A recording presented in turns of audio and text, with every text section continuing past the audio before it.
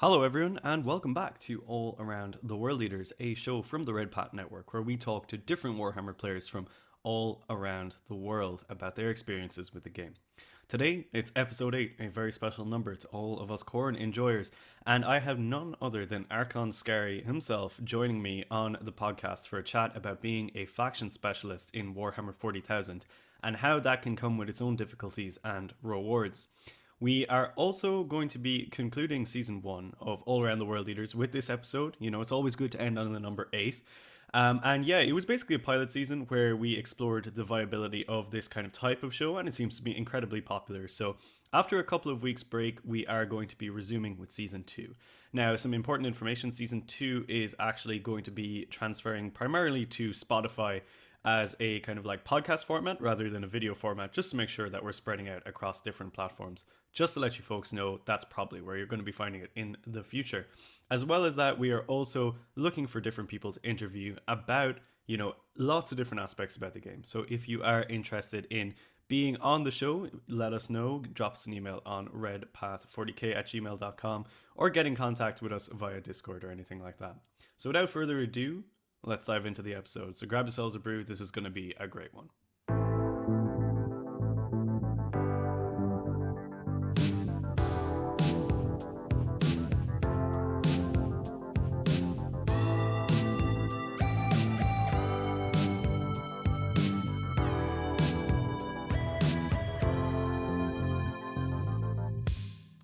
Hello, everyone, and welcome back to the Red Path. Welcome back to All Around the World Leaders. This is episode 8, a fantastic number for all Khorne enjoyers, and today I am joined by none other than Archon Skari. Scari, it's fantastic to finally have you here. Welcome to the show. Would you like to say hello to everyone? Let them know who you are and what you're about. Hello, everyone. Blood for the Blood God and Skulls for the Skull Throne, since it is the 8th of the 8th of the 8th of the 8th. You should have just timed it for the 8th day of the 8th month of the 8th year. Like it would have been perfect. Yeah, we could have waited that one out. You could have, absolutely. Now you have to wait for the 88th, yeah. For sure. But hello, I'm Scari. I'm the resident Archon on the interwebs. I've been doing content for a long time, playing this game for a long time. And I'm looking forward to being on the show. Thanks for having me. Awesome. Well, it's fantastic to have you here, Scary. I know I've been really excited to speak to you for a long time, so it's great to finally sit down and chat. Now, the reason that I have Scary on here, World Leader fans might be, chomping at the bit, being like, hey, where's the World Leader players? But, it's all around the World Leaders. We don't always have World Leaders here. We have people from all around the wonderful world who play Warhammer. Incubi kill world leaders like Exactly. anything else. Incubi are basically berserkers, right? And They're- Drazar is basically Khorne. Close, except he kind of betrays people and just kills everyone. But moving on. Yeah, he's similar kind of vibe. But yeah, maybe we'll get onto that one later. But so yeah, the reason I thought it'd be great to have Scary on the show and sit down and chat is because Scary is something of an expert with the Drakari, the Dark Eldar, the denizens of the Dark City. And I thought from one faction specific lover to another, it might be great to have a chat about how being incredibly dedicated to one specific faction can alter how you play the game and all those sort of things that kind of come along with it. But Scary, why don't you give us a little bit of insight into your love for the Dark Eldar, like why you chose them as your go-to faction, what about it kind of draws you towards them and all that good stuff. Oh, that's a great topic. I think the value of sticking to one thing, especially over many, many years, isn't apparent until many, many years have passed. So at the time I started playing Dark Eldar at the midpoint of like 4th edition Warhammer 40,000. That was 16 years ago, maybe more, 18 years ago, something like that. And it was a long time ago. And I played Dark Eldar because my Black Templars were just crushing everyone. And all my friends didn't want to play with me anymore. So they decided to challenge me. They're like, I bet you can't play with Dark Eldar because Dark Eldar suck. And I was like, I'll prove you all wrong. So I ended up getting a bunch of boats and just running like little random Dark Eldar lists and building up a collection over time. And then it became a passion because I really enjoy how the army plays. and I haven't looked back ever since. Like I still have my Black Templars. They're my, my original love. That's another story for another time because I originally wanted to play Chaos, but just saying. And then Well. Tell me Dark more Eldar. about Tell you, that. well, back in the There's day, the insert that we needed to hear. yeah, back in the day. So my heart, to be honest, is funny. I was at Mini Wargaming because I do a lot of videos with them yesterday, and there was this old box of third edition or second edition Plague Marines, like the little stubby Plague Marines with the little pot bellies, I and the little, love those minis so much. They're so that good. kit. Yeah. That kit was the one that made me want to play Chaos. Like that kit and the picture in the second edition Chaos Space Marine codex of the Great Unclean one. And It's all the like a guys in the full water. color Yeah. spread and stuff. Yeah. And he's got like you can see all the it was just gross. It was gross, and my 12-year-old self absolutely loved that like codex. It was the coolest. So I asked my mom to buy me a set of Chaos Terminators because I had the third edition box set. I'd done Black Templars, Dark Eldar, sure, great. That was where I started, but I wanted to play Chaos because the Chaos like spiky Terminators look so cool. And I was like, I want those. And then she bought me a box of Space Marine Terminators. I didn't know what a blister was at the time, and the only way you could buy Chaos Terminators was in individual blisters, right? Like, and they were all pewter models back in the day. So she bought a box of Space Marine Terminators. So I ended up painting as Black Templars, and that was like I didn't have money, so I couldn't have multiple armies. So I focused on one thing. And that's my tale of woe. But yeah, Dark Eldar, it was more of a I prove everyone wrong sort of thing, and never looked back.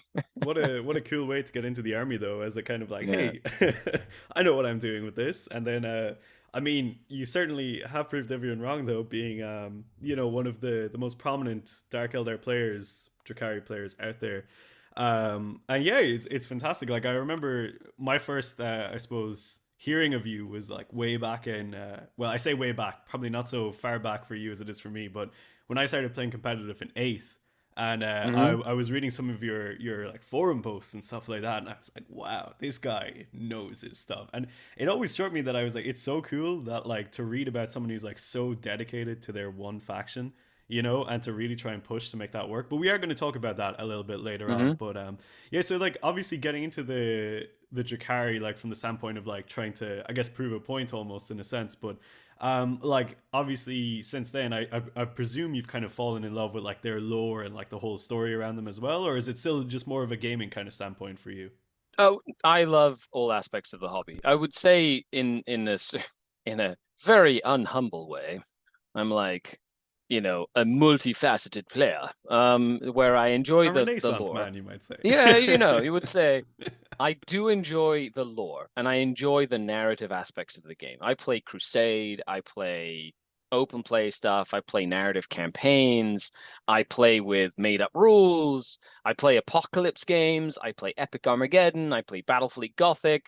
I love the expanded lore of the entire universe that we dedicate like a lot of time, effort, and money into. So I'm a fanboy. Okay.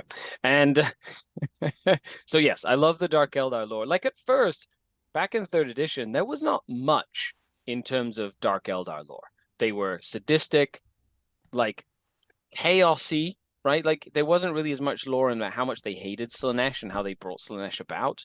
They were more like they were always on the chaosy factions against the Imperium back in the day. And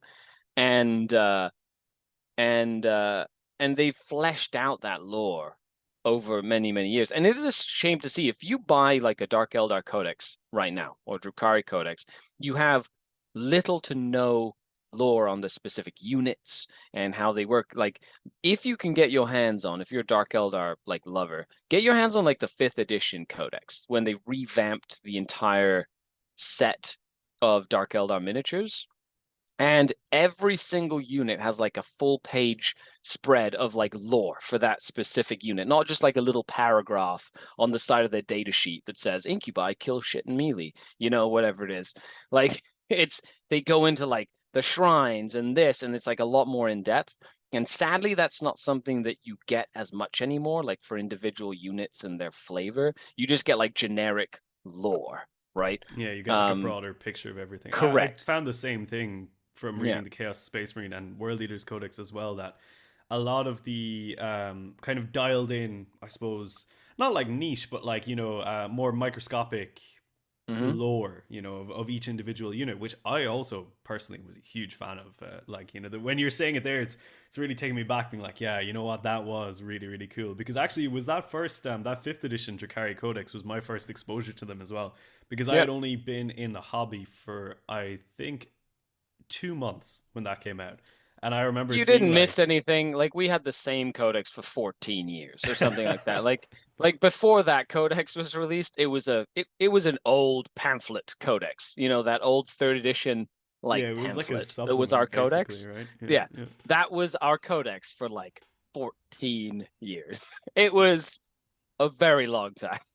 Yeah, I remember seeing the OG like Kabalite models, the ones that came in that box set, I think that you Yep. were talking about, and my buddy got a few of them, not like by choice. They were kind of just like in a mixed eBay lot that he picked up from someone, and they happened to be there, and we were just looking at them, being like, "Wow, these really existed," and people actually bought them. So we ended up using them as like spore mines and things like that, like bomb Yep. markers most of the time. But wow, yeah, they really have come on leaps and bounds in terms of the model range, but also there was like kind of I suppose like a peak with their lore, when you had things like Vect flying around the place, and there was it Hmm. the Baron was another character and all those kind of guys. That fifth edition book with all the cool characters. You had the Duke, the Baron, right? You had the Decapitator was still in there. You had, Lilith and what's her name? The other lady that likes Vect. Anyway, her Lady Malice, right? And then you had all these cool, like iconic characters. That was around the time where Chapter House was an issue, and they like basically resin printed all of the models or resin cast all the models that Games Workshop hadn't released for their game. Like the rules were there, but the models hadn't been created yet. Right. Okay. Um, like the Turvagon, for example, was not a model yet. It was in the Tyranid Codex. And so when they redid all the codexes around fifth edition, sixth edition, they like just deleted anything that didn't have a model, just didn't get a rule in a codex. So all of the cool, iconic characters in the Dark Eldar book that didn't have models just got retconned. They were just like, and nobody can use them anymore. Or It's a updated shame. models. I really It enjoyed is, yeah. that. I guess it was like a sandbox in a way, almost, right? Where you had, because I remember I was like semi interested in Tyranids back then, and demons as well, because you didn't have like things like Scarbrand, and I remember looking at the Yeah. artwork for Scarbrand in the fifth edition Demon Codex, being like, Yep. my mind is blown. I need to make this guy. And I Yep. just thought it was like cool to have, especially for the Jakari, with so much like flexibility between their kits as well, like the Mm-hmm. interchanging parts and stuff, that you could make these really interesting characters. And in a way, Yep. I do kind of miss that sandbox to play around in, I think. Yeah, it is like there's pros and cons to both approaches. From a business approach, I understand why they were like, hey, we don't have a model for it. We're not going to make rules for it. Nowadays, as soon as they release a model, they kind of put rules for the model in the kit, or they release the rules for the model for free or whatever it is. Like you've seen the Lion come out and stuff like that. So they've learned over 10 years, like what to do and seemingly what not to do. Is it perfect? No. Do I hope that they get those cool, like, 3D render things to make some really awesome like Dark Eldar models, Drukhari characters, and bring them back from that sort of like hazy past and bring them into the future, like Vect on a new cool like Tantalus looking Dace, or like the Duke's Liscus with his like crew of mercenary pirates or whatever. That'd be, I'd love that. That would be awesome. But I've seen, back in the day, like I've been playing since third edition, and like the fact that we have what 5 Primarchs now, like the three traders and 2 loyalists physically walking around on the tabletop, like that was just like not even something that we would have thought would have ever happened in third Mm-hmm. edition, like back Yep. in the day. That's like legendary stuff become Yeah. manifest. And nowadays people like it's for It's taken granted. for Like, it's just granted, part of the right? game. Yeah. You know what I Yeah. mean? Like Like we back had then. 2 Primarchs release in the first, like, what we're in, like April. We had 2 Primarchs released this year. Right. That's crazy. And So then you've so got crazy. Vashdor, and you've got all these big monsters and big kits, and like the technology's come such a big way. And not only that, but the game itself has sort of made it made its way into the like socio-economical zeitgeist of just cultural, like being part of the cultural world that we live in, which is Yeah. being a nerd or being a geek. You know, it's part of like you've got movie stars that play the game and like talking about it on national television, or you've got like shows being thought about and films and like computer games and all this other stuff that's happening. And back then, if you had a codex that had a error in it, there was not an FAQ for like a year. Like you just didn't, there was You were no lucky if support you back got it in then. a year back then. You were like there was one codex released every 6 months or every 4 months at most, and it was alternating between 40K and fantasy, 40K and fantasy. And And occasionally there'd be like a Lord of the Rings month or something in there, and everyone would be right, like, "No." which like you'd look at the White Dwarf and go, ah, it's all Lord of the Rings stuff, you know. Feel like Yeah, this White Dwarf is garbage. that takes me back. I had that memory of like, because so Yeah, like for context, and I think what you say there's actually like something really to that, where the like the inclusion of 40K in the wider kind of social scope is like really good for like kids that maybe don't have like that kind of like exposure that we have, or like the ability to communicate with everyone, right? Because yeah, they kind of get that validation by seeing like these relatively famous people, or just more people talking about it as well, yeah. right? That they don't feel like they're doing something that's like weird or not cool, or like that, like, Clandestine or whatever, you know. yeah, Like right. I went to watch the Dungeons and Dragons movie, okay? And I really enjoyed it. It was very It was fun. so No good. spoilers here or whatever. No Yeah. spoilers, but I enjoyed that movie as a nerd and as a geek, and also as a person who just enjoys movies. Like I enjoy action, I enjoy suspense, I enjoy like whatever, like humor, I enjoy comedy, and it was like all of those involved, but it was like a blockbuster movie that wasn't crap, right? Yeah. Like Yeah. it was good. I enjoyed it. I pretty much And like, I went into it being yeah, it's like, great. I know what I want out of this movie, and I Yep. got exactly what I wanted out of it. And I came out and I was like, you know what?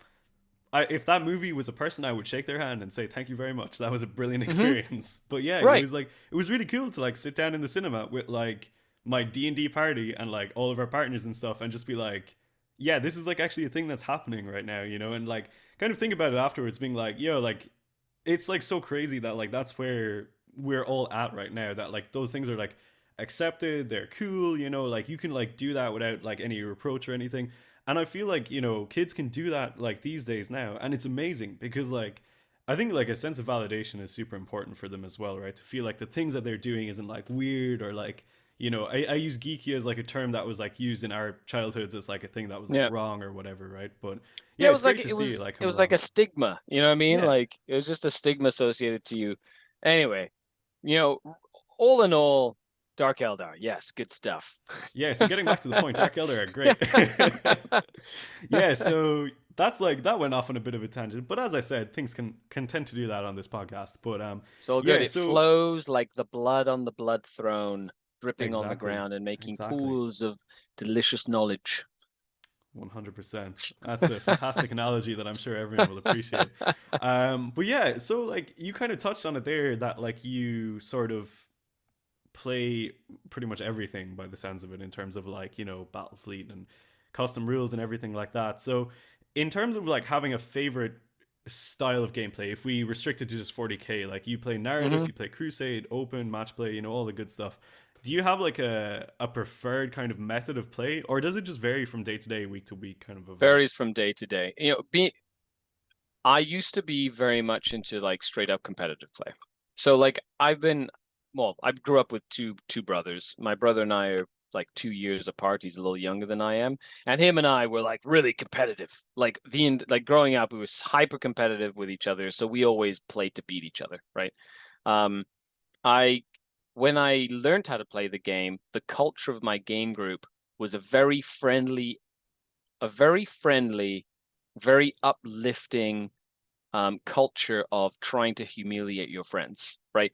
But it was done in the it was done in the most like sportsmanship kind of way, in the sense of brotherhood and camaraderie, right? In terms of the community. But if you didn't bring the hardest stuff, like that was the expected thing. Like you week to week, you just brought your hard list and you played hard and you tried to beat your friends, right? But everybody did it, and everybody did it with the same like sportsmanship, like air to it. There was no stigma associated with wanting to bring the biggest, baddest stuff and like It's like beat an your unspoken friends. contract, right? You know, like It that was social contract you make with people in a gaming group or at the 100%. table. Yeah, yeah. Right.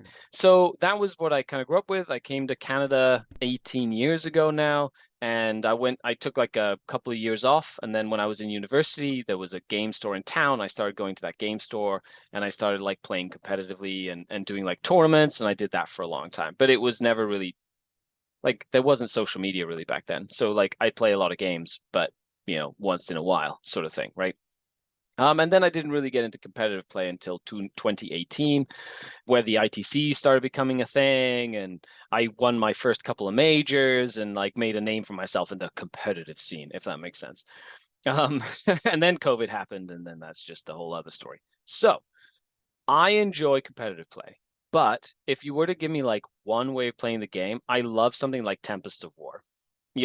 So like it's a mixture of you can be relatively competitive with it, like you play to win and you try and build a good list that's very varied or whatever, but it has enough of a randomness to it where you have to be on your toes the entire time. And it's never necessarily absolutely balanced or the same, because I find if it's too the same, it's very dull, right? You want a challenge. Myself, I like having that sort of uneven gladiatorial style combat where you have like one heavily armored, slow moving gladiator and a very lightly armored, quick moving gladiator, and you pit them against each other in the arena. It's not the same, right? And it's that contest of, who's going to prevail that time, the guy with the net and a trident or a heavily armored gladiator with like a shield and like full body armor. You know what I mean? Like, and it's about how you like solve that problem, right?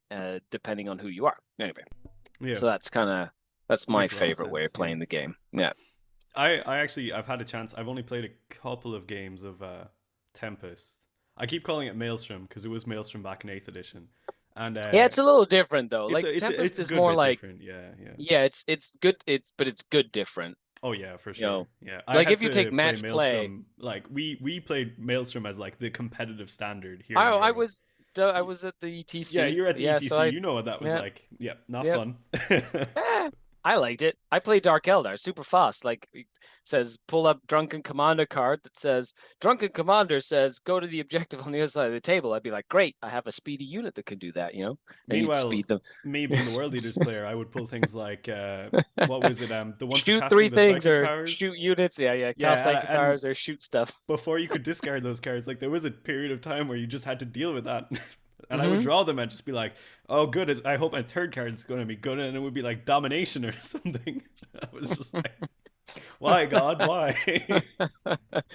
Yes, Yeah, it let's was a say funny Tempest time. and Maelstrom, two very different formats. Super Tempest, different. Yeah. good. Maelstrom, eh. Maelstrom was like a good meme, I think. Like Yes. I really liked the. Well, okay, I didn't like it, but like it was always funny when you'd be like, there'd be like a point or two in like winning or losing the game, and you'd rock up with like supremacy, and you'd get it, and you'd be like, well, I get D3 victory points for this, so I guess on a 1 I lose, on a 2 we draw, and on a 3 I win. And it was just like, Came okay, down to like yeah, that dice roll, which you could yeah. use a command point to re-roll. You know what I mean? You could, yeah. I miss the days So of silly. like, oh, seize the initiative. I didn't roll a 6. I guess I'll CP it. It's just Yep. wild. So yeah, ninth Kids is won't better even than eighth. know. Yeah, It's you don't even know if you started playing in like ninth, like most people during COVID. yep. It was Yeah. it was like this is actually something I was talking about with one of my buddies during the week about how when you like ask people about like previous editions, if you're like, hey, what was it like playing eighth, and a lot of people will, competitive people anyway, might say like straight away like there was like the triple Castellan, there was what else was there in eighth? There was the Iron Hands and all these other things. I mean, the Iron Hands are back now, but Well, that was more seventh, but yeah, you had like seventh edition. You had Iron Hands, yes. In late eighth was like Iron Hand Space Marines. They won LVO, that sort of thing. yeah, Like there was the Million Flyer Eldar list. There was like a yes, late yeah. talk Eldar, and that was before sixes to hit auto hit and things. There was some pretty crazy stuff in Yeah, I eighth think and a in lot of seventh people like to and ninth. reminisce on like those things when they Yeah. talk back in previous editions, but There was a lot of good stuff in eighth as well. I like the way I Hmm. would always say it is like I had a lot of fun playing eighth, and I've had a lot of fun playing ninth. I'm sure I'll have a lot of fun playing tenth, but we're going to talk about that in the second half of the show anyway. We won't jump too far ahead, but I suppose kind of dialing in on a little bit more of like obviously you've kind of explained how like it's great to play a variety of different things, and to get a fuller experience of 40k, I think it's important to play not just competitive and not just narrative, like to try and I will branch out into as much as you can. I will say though, it's not lost on me that being a full-time content creator, like I have time. Like that's my job and my time to play multiple formats or to kind of spend time playing different styles of games. So I can invest that time. And it's not lost on me that a lot of folks at home or whatever get one game down at the club. They get to play every week or every couple of weeks or whatever it is, or they go to one RTT. So like the time and effort that they spend playing is a lot more focused and on that one style of gameplay or things like that. And they might not have the group of friends that want to like branch off onto a different game system or a different point value or and everybody has different goals. So I know it's not easy. Like I'm here talking about being like, oh yeah, well I play this and that, Necromunda and whatever it is. Yes, I know I have the time to do it. And it is about. I feel like everybody should give them like you should give yourself a credit, like credit where credit's due, or like allow yourself to do something different once or twice just to get a taste for it. Even if it's your one game a month that you normally do like competitive match play 40K with your friends, you know, try Necromunda night one night, or try like do something different, or try like a Tempest of War, or try like a Crusade game or something. A lot of the times you'd be surprised how like it vibes with your group, right? And you will never find out unless you try it. Yeah, 100%. I can completely echo that as an enjoyer of Aeronautica Imperialis, one of the 10 people in the world. But yeah, it's great because like I see a lot of people bashing on these other game systems a lot of the time without ever having experienced it, or maybe they've just Hmm. read something online. And I think without really sitting down and giving one of those game systems like a couple of hours to experience it, you can't really know Yep. if you're going to like it or not, you know? But yeah, so I suppose dialing in a little bit more in the competitive thing, as a lot of people are interested on, how you kind of make the Dark Eldar work in competitive, right? And how being like a, for want of a better word, like a faction specialist, is like one No, of those that's the things. word. That is Yeah, the word. yeah, Yeah. it can kind of have like a, I suppose, good and bad connotations depending on who you talk to and stuff. But like it has its challenges, I think, in competitive, right? If you identify as someone who's like basically like, oh, I'm gonna like make this army work. Like myself and Jamie and Jack, we're here being like, we're making the world leaders work, and like Hmm. we're not gonna pivot to, we'll say, Dark Angels or whatever else the flavor of the month is gonna be. And Yep. like that's a challenge in itself. It's a self-imposed challenge, but it is a Hmm. challenge nonetheless. So coming at it from like your angle, like let me pick your brain on that one for a little bit. How do you get over that challenge? Like, do you ever feel the temptation to like swap to a different army for a while, or is it always just like so laser dialed in and like, how can I optimize Dark Eldar? Because I remember like it was like a little bit a while ago, but like I was listening to a podcast that you were on, and you started talking about the Reaper as like something you just discovered in the Dark Eldar book, and I was like, man, what the hell is a Reaper? And I remember like looking it up, being like, oh my god, this thing is amazing. Yeah. And like it's a Back it's when an it was example of, good. Yeah. yeah, it's an example of like Yeah. adaptation, right? So how do you kind of find that whole like trying to survive, for want of a better word, as like a faction specialist in the competitive scene as it is? Well, there's a blessing and a curse. Like being a professional 40K content creator, producer, I'm a competitive coach, right? I work not only on my Patreon, but I also do through Art of War specifically. And it has both good and bad, as you said. Now, in the worst case, it's more like, oh, like I don't need to learn how to play Dark Eldar, so I don't need help from Scari, if that makes sense. Whereas like I can coach literally anybody on any game system. You know what I mean? Like I can teach you how to be good at 40K, not necessarily Dark Eldar, right? So in that sense, it's your sort of typecast, right? Where it comes to like, oh, okay, if you're talking about anything that's not Dark Eldar, I'm going to take it with a grain of salt, if that makes sense. Whereas I've got 24 years of gaming experience of 40K. Like I've seen, this will be my 8th edition that we're going into. right? I've played a lot of Warhammer. That is seriously impressive. I didn't realize that it was Right? that Yeah. extensive a history, but wow, yeah. This is Yeah. my seventh edition change, and I will be playing my eighth edition of the game, right? So like I know my shit when it comes to that. So part of my language. But when it comes to like being a faction specialist, it's I love it as a self-imposed challenge. But then, for example, when the Dark Eldar Codex was really good, I could literally pick things at nauseum at random from my codex, play with a blindfold on, drool the entire game, and table people, right? So that was that was that That was was a hell of an example. I'm here for it though. that was not that didn't do it for me. That did not like so I actually played Craftwood Eldar for a bit while like the height of Dark Eldar was at its height. I played Dark Eldar for a little bit. And I was like, I'm just gonna win if I play this. There's no challenge to this whatsoever. And which, some people kind of fed into it, and all the like big meta players went in and were like, we can play with Dark Eldar. You had Brad Chester and you had like Anthony Vanella and all these people jumping into the Dark Eldar and going and doing well at tournaments, making a name for themselves at the competitive level with Dark Eldar, where I'm like, I know how to do this. I need to like practice with crappy Craftworld. And then they I got a think new yeah, codex, that's and then, like it's super right? interesting because like sorry to interrupt you, but like I No, it's fine. it's actually like totally like that's like my headspace, right? Because not that like it's to the exact same extent we're world leaders right now, but like we just got our codex and it's like super Mm-hmm. super powerful in a lot of It ways, is. and It's great, yeah, right? it's Yeah, really this. good, Mm-hmm. and everyone's running that Invocatus build, Correct. and like it's awesome for those people, and like everyone's having fun with it, But like I'm out here being like, I don't find that like it doesn't do it for me in that exact same Right. way. I haven't Mm-hmm. pivoted away from world leaders, but I'm like, I spent a while being like, okay, can I make Angron work? And then I kind of worked that Right. out, and I was like, that was fun.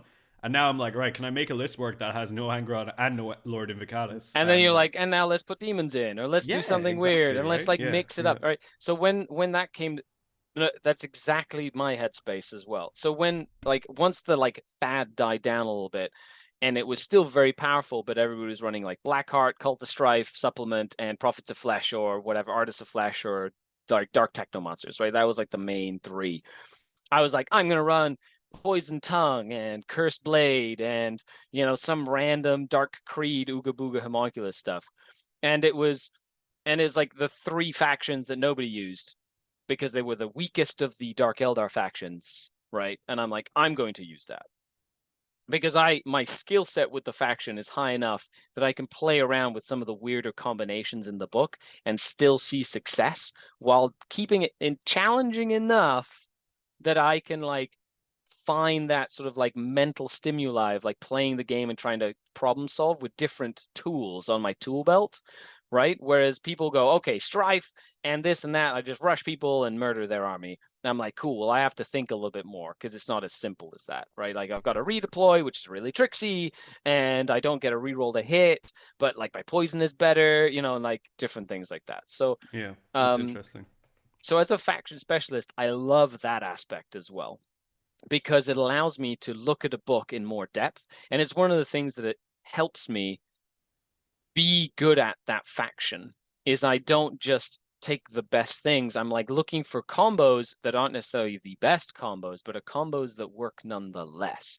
And the deeper you go into the codex, or the deeper you go into like the weird combinations you can build, you can come up with some crazy cool combos. Like recently, I've been having a lot of fun with this MSU Fear build that I literally came up with.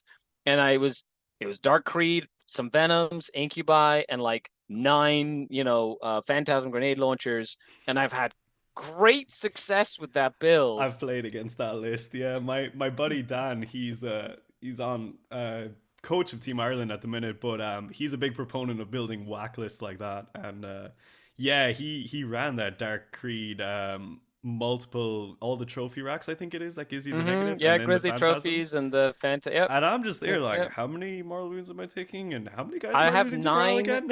I have 9 smites in my list. Good Yep, yep. luck.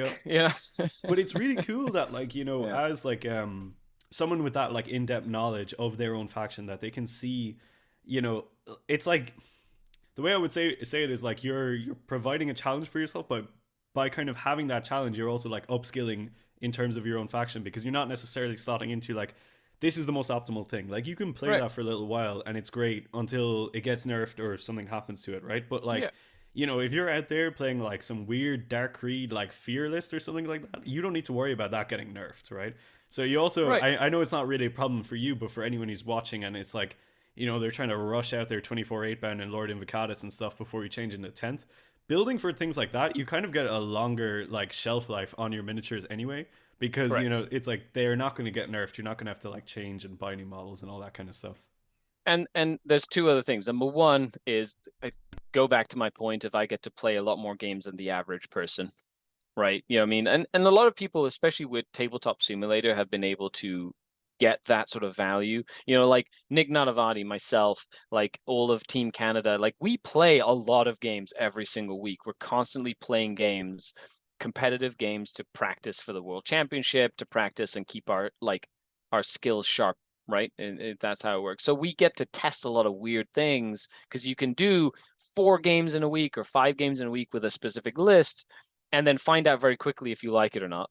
Whereas if you're playing at home and you don't get 4 games in a week, you get 1 game a week, it's going to take you 4 weeks to get to the same sort of conclusion than one of us will get to in like a week, right? So it can seem a lot more daunting. I will say as well, as someone who's been playing Dark Eldar for 20 years, I have a lot of Dark Eldar models. And so when something becomes good, I can just pick it off the shelf because I already have it built and painted.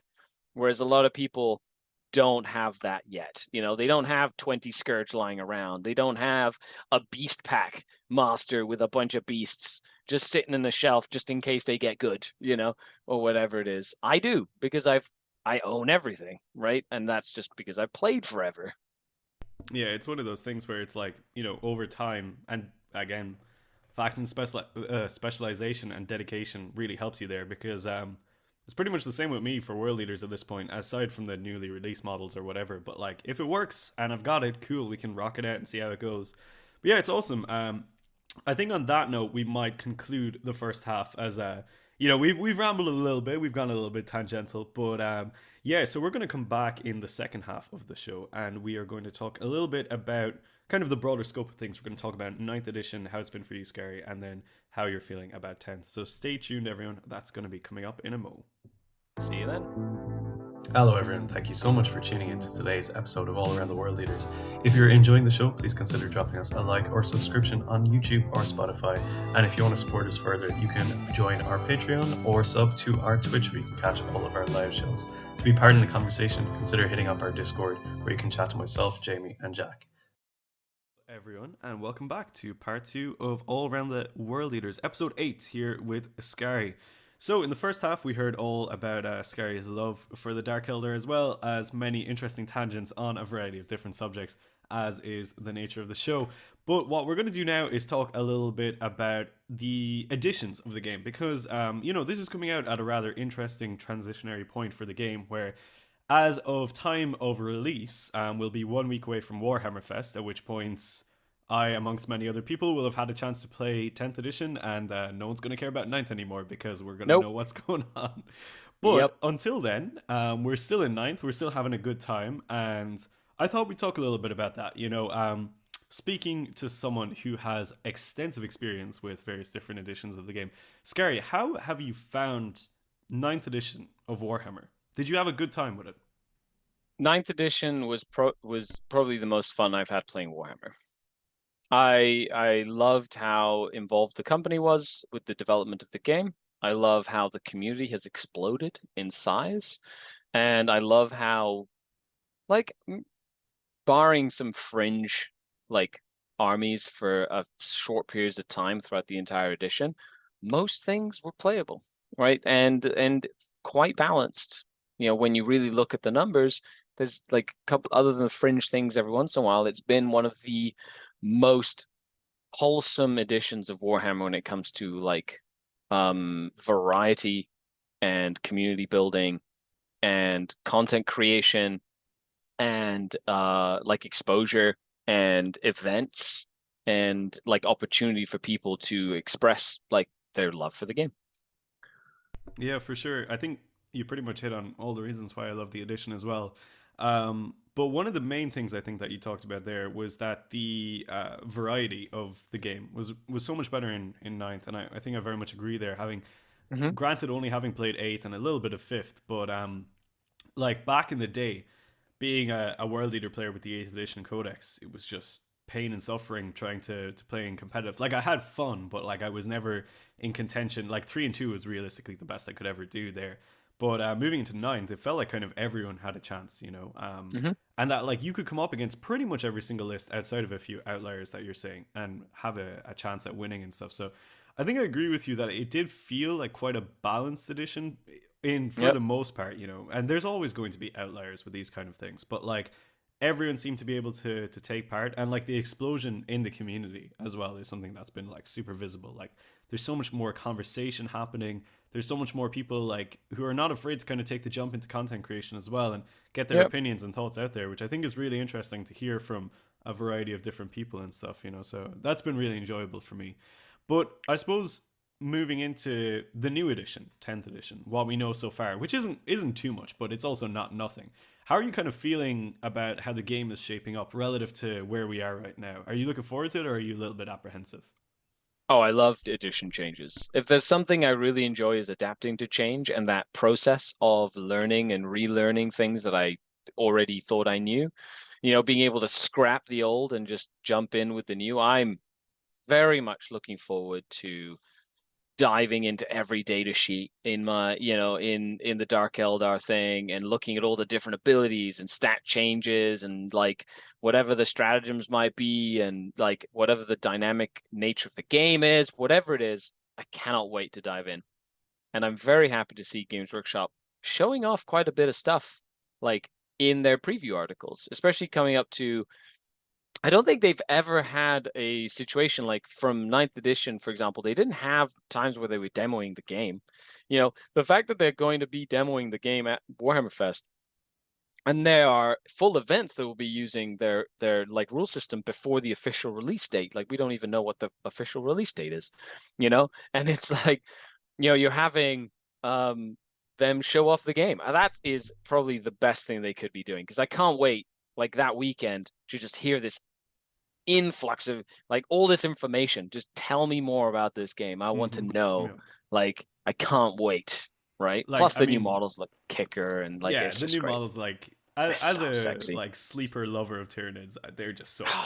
I So can't so wait. good. Yeah, for sure. I can't wait to see everything else in store. But like as someone who's going to be at Fest next week, where 10th edition will Very be, jealous, by the way. I'm like the problem is I'm like how quickly can I burn through my games in the tournament to just like be in the place where they're demoing? Just Because drop. Just be like I drop. for real, like I'm like, what if I actually do just bring in Vacatus? Not because I want to, but because I know the game will be over in one turn anyway. Yeah. But yeah, it's like it's so hype, and like I think as a tactical like business move, but also like you know good vibes of the community to like have that option at like your biggest event of the year to kind of say, hey, do you want to play 10th early? Like what a baller Yep. move! It's so cool. And like I definitely I'm hyped that they seem to be a bit more like transparent with everything as well. Like the preview articles, even I've noticed the preview articles for 10th have been really good in terms of like the data that they're giving us, the actual like information that's being provided in them. It's not just like, Yeah. oh hey, we're going to give you like a little bit of a word about this thing. It's like, no, here's actually how these things work. And I'm like, all right, cool. You know, even seeing things like the for me the vehicles was the big change, like the Land Raider getting its assault ramp back. I am over the moon about that. But yeah, it's going to be a really The old interesting, Black Templar, the Black Templar player in me right? Yeah, yeah. Like, loves that. oh, it's going to be Then cool. again, they've been saying like, like they're gonna, it seems like they're just gonna allow, for example, from a Space Marine perspective, just being like, hey, put your Primaris and whatever into like whatever transport you want, and like a Space Marine is a Space Marine is a Space Marine is a Space Marine. That is something that they should have done from the beginning, to be honest. And it's 100%. nice that Yeah. they're finally doing that because I'm looking at all my Black Templars being like, cool, I got Rhinos, I got Land Raiders, I got all the Primaris stuff, and now it's not like, oh, my firstborn are like in a box Yeah. because I'm never really going to use my firstborn if I want to bring all my Primaris stuff. And now it's like, God, just, put you know, like Centurions inside of a repulsor. That's just so cool. It does feel like the line is being blurred more and more. Yeah. And to Yeah. be honest, I'm here from it because I agree with you. I think straight from the get go, they should have just been Marines, right? It should have just been like Marines with new armor or whatever. And I know a Yep. bunch of people. My good buddy Rory, he's big Blood Angels player, and all his Primaris are basically just Marines. Like he's got like the old Mark 9 or 8 helmet on them and whatever, and Oh, they're just that's so like, cool. yeah, in his mind, they're just like it's Marines. It's not about Primaris or non Primaris like Firstborn or whatever. And I think it's really good that they're kind of like starting that integration where they sort of become one and the same. And I know some people don't like it, but like you're never gonna be able to please everyone, right? Because even if they Yep. had gone back right to the beginning and from the get go been like, here's the new Marines, they're just Marines, people would have been like, oh, my army doesn't scale with that. Because you see in the Horus Heresy community where you had the awesome new box come out last year and everyone's like, they're taller than normal. I'm like, man, normal for you are like bad looking Marines. Like, I'm just gonna go out there and say it. As much as I love my Marines and stuff, tactical Yep. Marines do not look good. Like straight up, they're not a good sculpt. And like Uh, Primaris look so cool in my opinion. well, you remember like from back in the day, there was always people building true scale Space Marines. Yeah, yeah. Right, true scale. Like the actual scale of a Space Marine should be bigger, and you just look at them and they're essentially intercessors, like in the proportions of the miniature. So that's basically what it is, right? Yeah, for sure, Yeah. for sure. But yeah, it's cool. Like I'm super hyped. Pretty much all the rules I've seen so far, I'm like, yo, this is my vibe. This is gonna be good fun. But I guess in terms of your own personal favorite, like the Dark Eldar, I think there's so one of my good buddies, Jade, they play Dark Eldar as well, and like I've been talking to them about like all the changes that are coming in and like how it's going to affect them, and we're kind of like spitballing ideas like, is Drazar going to be able to join Incubi squads? Because like maybe he won't. Like, is the Archon going to be able to slot into like Trueborn and the Court and things like that? So how do you feel like knowing what we know now, which isn't everything, but it's significant amount of information to kind of speculate? How are you Yeah. feeling about like Dark Eldar going into 10th? Like, what interesting things do you think we might see with them? Well, just from what we've seen, like Games Workshop release, number one, I like the idea of, well, first of all, Universal Special Rules is going to make everything so much easier. Like, Seeing the words Deep Strike again, I ah, was just like, oh, oh I'm so my happy god. about that. Yep. I know Jesse, who's one of our Stutter Scrub teammates from, he was on the Stutter Scrub podcast a couple of days ago talking about how he went to a tournament recently and he plays World Eaters. Like that's his jam. And he went to a tournament recently and he decided to call every rule by the name that's given in the World Eater book, like Warp Strike and Manifest and things like that. And apparently, and just to test it, and it just confused everybody that he played Of course it against. did. Yeah. Yeah, of course it did.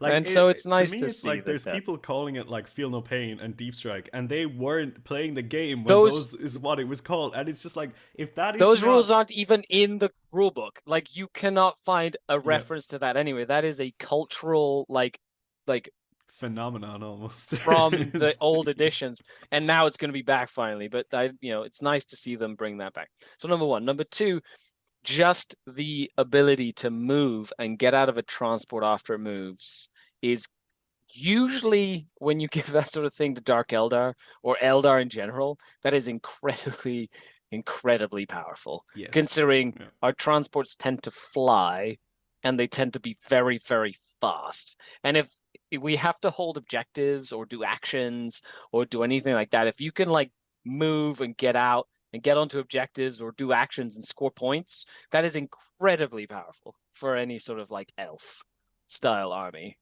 Just saying. I would say it is looking pretty good for elves in general, though, right? But I think it's gonna be like really cool. Like, there's a lot about the Dark Elder that I'm kind of just like, how's that gonna work? Like all the character joining and stuff like that. I really hope we get to see actually like a range expansion for the Dark Elder because I think to slot them in with how the new rules are gonna work, this is like the prime time to be like, cool. Here's a character on a jet bike. Here's a character on a hoverboard and all these other things. I just think it'd be a fantastic opportunity. Like, bring those things in, like bring back like the Barn, bring back all these Oh, epic I characters wish. from back in the day, and then Like I make a doubt. Supreme Commander, Lord of War, Vect, Oh yeah. massive barge kind of vibe or something.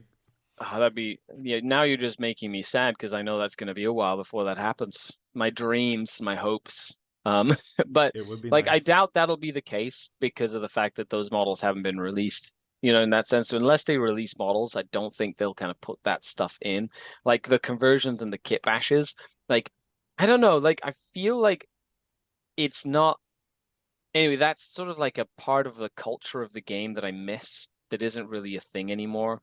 Where like they kind of want to make everything sort of self-sustaining in their own little package, Yeah. right? Like So what you like get in the the box is what you can play with, kind of the correct. vibe, right? Yeah. And you're seeing that with like the Cadians, right? Like being like, oh well, the Cadian squad can have a Voxcaster, one meltagun, one plasma gun, right? Like a sergeant with a chainsword. Why? Because all that stuff is in the box.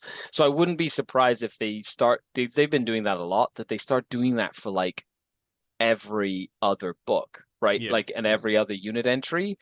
And like you look at Chaos Terminators, like you can have this many combi melters, this many chain fists, this many power fists, this many accursed weapons. Why? Because of the fact that that is what comes in the box, Yeah. you know? Like the one And thing on that front, actually, as you say it, that I do actually kind of like from the standpoint is like, rather than being like you can have X many of Y, right? So like what you've yeah, got for a little bit for the Chaos Terminators and the Chosen as well, but mainly the Berserkers is the point, right? Where yeah, you look at the Berserker data sheet and everyone is like, you have a chain weapon. It's just called chain weapon, right? yep. I do like that. And you Like look in the accursed box and and everyone's got like crazy stuff, right? And I'm yeah, like, yo, let's go. Like for someone who's like pretty into like converting and modeling and things like that, I'm like, this is amazing. Like a bunch of my berserkers that just like have random things that I've had them dragging around for like additions. I can put them on the board now, and someone's just gonna yeah. be like, "What's that?" And I'm like, "It's a chain weapon, right?" And it's just Right. not like I would love that kind of a sandbox to play with. I do like that. That like an accursed weapon can be anything. And I love that because like anybody who is a chaos player who has like any worth their salt has converted their terminators over many years to have a variety of demon weapons or whatever it is that you have them. You got axes, you've got chain glaives, you've got swords, you've got claws, you've got whatever it is, but it's all an accursed weapon. You know what I mean? And I do like that a lot. However, I don't like I miss having an Archon on a jet bike, for example. There was never an Archon on a jet bike model. You had to like kit bash something. You know what I mean? But like now that's just not an option because that doesn't come in the box. So what they expect you to do is go, well, you can do it, but he's never going to have the rules of a jet bike. So you could make him and model him on a jet bike, but he's still going to move his normal movements and he's going to have his normal weapon options and he's not going to be able to be put on a jet bike. You can model it that way so he looks cool, but it doesn't give you any sort of like in-game sort of like abilities or anything like that. That I miss, and I think that's a little sad. I completely agree. As someone who has lost 90% of their HQ selection, and my 12 Chaos Lords, which are now, just vibing in the shelf. Yep. But it They is look like, cool on the shelf, don't they? they sure look great. And I miss the days when they terrorize the battlefields. But hey, Yep. yeah, it's one of those things where, so like, it's an interesting sort of complex, right? Because we talked earlier about how you had the days where you would have entries in the codex that would have like no model. Like the Tyranids had like a whole bunch of things like the Tranifex, the Harpy, all these interesting monsters. And like converting those from scratch was quite difficult because you had to like vision, like, you had to have this idea of what they're going to look like. But when it comes to things like characters with specific war gear or equipment, I'm always like, please give us that sandbox because it's such a fun opportunity for people who enjoy converting and things like that and bringing that personality into their army. Like, you've got Eldar where it's like their Farseer or their Otor can have like everything, right? And that's so Yeah. cool because like as a hobbyist, it's just like, yeah, you can do whatever you want and it's going to be legal. But then you have like world leaders, and the only chaos lord we can take currently is a guy in a juggernaut, and that's it. And like that's a little bit rough because like the actual modeling sandbox for like chaos is fantastic because you have all these Yeah. interchangeable parts and bits and pieces, Yep. and in a hobby which is kind of like all about the expression of creativity, I'm like, yo, give me that vice. Like let me dive in there and kind of play with those things. I just think it would be so fun, right? It would be. Hopefully, like, for example, like Dark Eldar models at this point are a little dated, when it Yeah, comes down to it. for Like, sure. even now, they've been 10, 12 years old now or whatever, but they just released the, like, Kill Team set, right? And the kill team, this what's on my hobby table right now, these little kill Ooh, team yeah, models, yeah. which I'm going to be painting up. They have the bird. Um, Like that's one thing I love from GW right now. They're proponent for birds, like where birds. is It's it? just so There you go. good. He's That's got his little awesome. bird on there, right? Yeah, But hell yeah. so I'm really looking forward to painting them. However, they don't really have rules other than for kill team. So I Yeah. wouldn't be surprised if they give them some sort of rule or some sort of like, like they did for the Corsairs in the Eldar book, Yeah, we've like where seen that with each like model has like most specific of the stuff. kill teams thus far. Yeah. So hopefully, because that's the only new Dark Eldar stuff they've done. But it does give you some cool options for conversions, like if Yeah. you want to use the bird for like, an Archon or whatever. So I just wish they had some sort of game mechanic associated to having a cool bird, you know what I mean? Or having like a smoke grenade thrower bomber guy, or having a dude with like a crazy needle injection gun, Yeah, because which is like kind of the neat. conversions are awesome and fun to do. But really, the drive for a conversion should be like, how do I represent this like esoteric piece of war gear or like Mm-hmm. a data sheet ability or rule, right? Well, not that it should be the drive, but like I think for a lot of people that is the drive to convert, which can be like Mm-hmm. really really fun. Like I know for me, like all the jump lords I made, like every time I would make a jump lord, he would have Gorefather, and I would always just be like, how am I going to represent Gorefather this time? This time it's gonna be this, right? Yeah, this time it's going to be 10 feet long. But like that was One of always the fun, you know? It is great fun. One of the reasons I've enjoyed jumping into Necromunda is because you've got like your generic sort of like army lists that you can build to like start a gang or a campaign. But as the campaign goes, you have access to what's called a trading post where you can buy any gear as long as you have money for it. You can literally equip your gang with whatever you want. So you can really kind of go to town on single model conversions and have like a dude with like a multi meltar or something, and it's gonna be super expensive to get that gun. But if you've made it and converted it, you could literally just put it on the table as long as you kind of like found the money for it. You know what I mean? Yeah, that's And so then you can cool. just go Because it wild with rewards it. like so many Yeah. different aspects of the game then where it's like it's rewarding your gameplay for having the money. It's rewarding your like creativity for modeling it. And it just all comes together in like this beautiful mesh of super Yep. glue and plastic. Mm-hmm. And it comes out on the Yep. table, which is wicked. Yeah, that's sick. Yeah. I Might didn't not know be that the about best, but it Necromunda. certainly That's looks awesome. cool. Yeah, yeah, Yeah. like like I have like enforcers, which are like the police force or whatever, and they have access to some very generic gear. But like if you go to the trade post, you could buy like whatever weird like weapon you want, from the black market or something, and just like literally equip like your enforcer with some like weird Xenos weapon. And so just give him like a shuriken catapult or something. And he's like Nice. running around Necromunda with like some weird gun. As long as you Like a modeled gauze him flare and or he looks something. really exactly, he's like, aha, Yeah, look where what did I that come found. from? Don't worry about it. Don't ask any questions. This is Necromunda, bro. It just fell out of the Yeah, sky. yeah, Yeah, exactly. that's sick. Yeah, I mean, look, hey, we can hope, we can hope.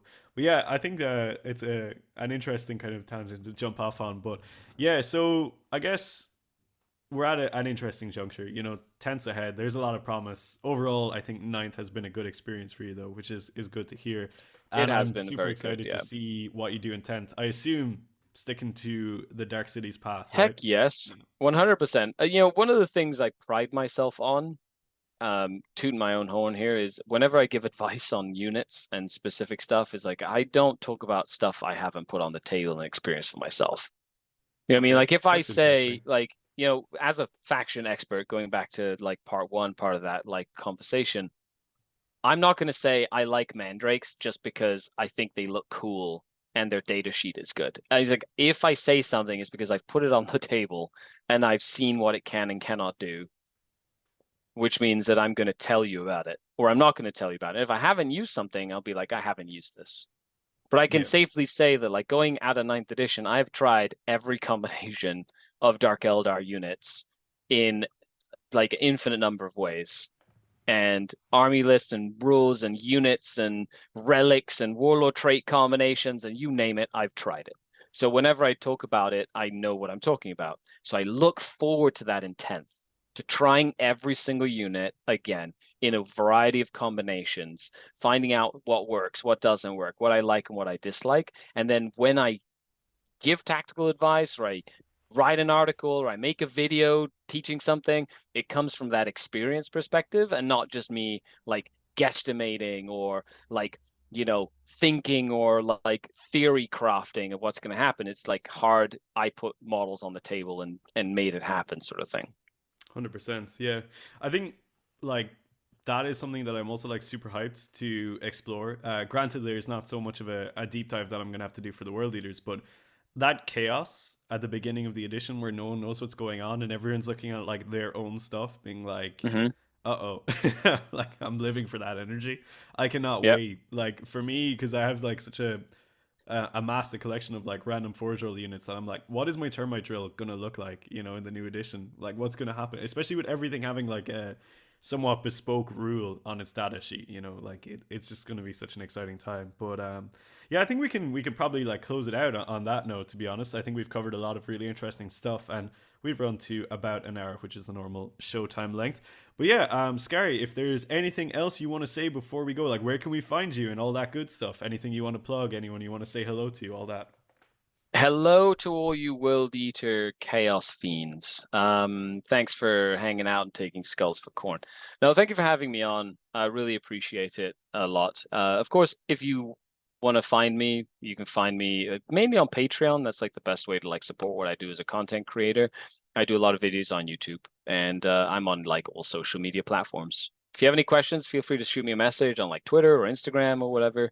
I tend to answer promptly if I'm not too busy, and I look forward to 10th edition. So, stay tuned for all that awesome journey together. Awesome. Well, thank you so much again for joining us, Scary. It's been an absolute pleasure. I really enjoyed that conversation. That's For great. everyone else, thank you so much for hanging out with us over the last hour or so. It's been another really fun episode of All Around the World Leaders, and I hope you have enjoyed it. So until the next one, folks, you stay healthy, stay safe, and kill, maim, burn.